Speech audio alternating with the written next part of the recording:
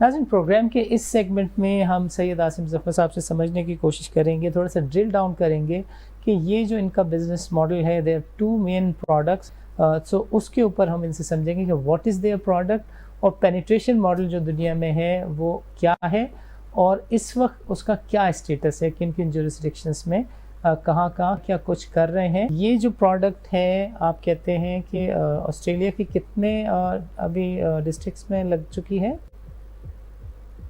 ये देखें, जो बड़े यूसीज है वो तो 15 है और जो छोटे यूसीज है 90 के हमने हमारा एग्रीमेंट साइन हो, जिसमें से 10 या 15 मतलब ऑन बोर्ड हो चुकी है और 80 करीब जो है ना रिपीटेड अभी बाकी है। इस साल के एंड तक होपफुली ये कंप्लीट हो जाएंगी। और ऑस्ट्रेलिया से बाहर कहीं किसी स्टेज पे है इसी प्रोडक्ट को रिपीट ऑफ सेल्स का की पॉसिबिलिटी? न्यूजीलैंड में भी हमने इसको वहां पे टेस्ट रन किए हैं, ठीक है। मगर ये हम जो जैसे हम लेके जाना चाह रहे हैं इंग्लैंड की मार्केट में, हमने हेल्थ केयर पे काम किया, दूसरा लेवल पे इन पैरेलल इस पे भी काम कर रहे हैं। यूएस के लिए हमने और कनाडा के लिए वहाँ की थोड़ा सा प्रोडक्ट को चेंज कर रहे हैं और वहाँ की मार्केट में इंशाल्लाह जल्दी आप लोगों को कभी सुनाएंगे कि पेनिट्रेट कर गए। तो हमें एक भी वहाँ पे, क्योंकि वहाँ पे हर स्टेट के अलग रूल्स और रेगुलेशन होते हैं, तो हमें प्रोडक्ट को बड़ा फ्लेक्सिबल बनाना पड़ता है कि हम हर जगह पे फिट हो जाए। पाकिस्तान जो है हमारा, चूंकि हमारी पाकिस्तान कंपनी जो है होल्डिंग कंपनी है और वैसे भी हमने एज ए पाकिस्तानी पहले दिन से यही रखा हुआ है हमारा कि अपने फैक्ट्री जो हमारी पाकिस्तान में रहेगी, चाहे हम दुनिया में कहीं भी काम करें, डेवलपमेंट जहाँ भी काम कर रहे हैं पाकिस्तान में होगा, सपोर्ट पाकिस्तान से होगी। क्योंकि हम हमारा अल्टीमेट ऑब्जेक्टिव ये कि रेवेन्यू जो है ना हमारा पाकिस्तान में आए, डॉलर पाकिस्तान में आए, हमारे मुल्क की वैल्यूएशन में हम किसी तरह से वैल्यूएशन कर सके अपने मुल्क की इकोनॉमी में, ये हमारा ऑब्जेक्टिव है। हमने 51% शेयर जो है आईटेस टेक्नोलॉजी लिमिटेड के पास रखे ताकि किसी की कोई शको शुबात खत्म हो जाए। जबरदस्त, ये तो हमारा objective he very clearly highlighted and spotted.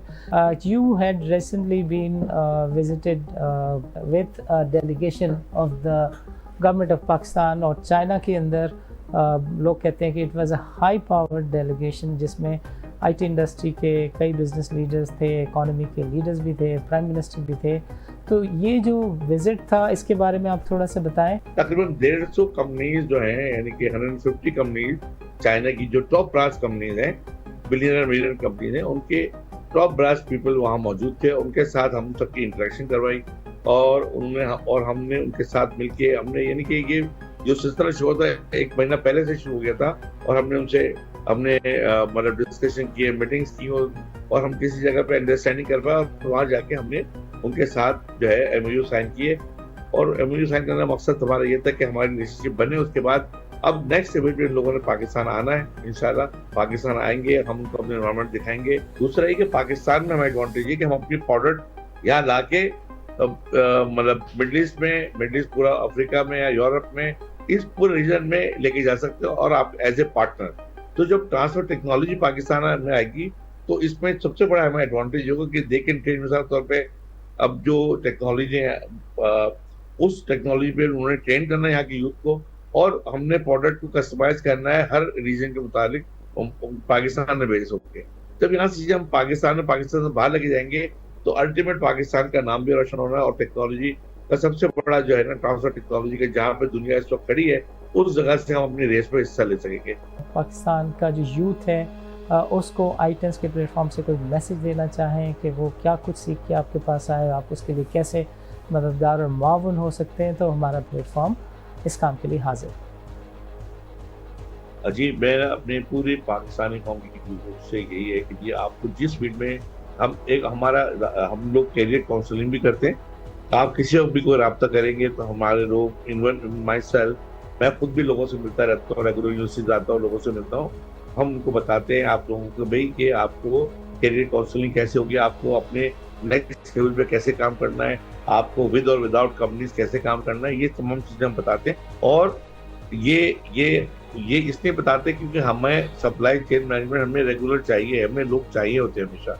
तो हमारे दरवाजे हर एक के लिए खुले और पाकिस्तान के लिए और हमारे लिए भी कुछ बात होगी। जितने अच्छे इंटेलिजेंट लोग हमारे साथ जुड़ेंगे, कंपनी भी तरक्की करेगी, पाकिस्तान में रेवेन्यू आएगा, पाकिस्तान का भी भला होगा।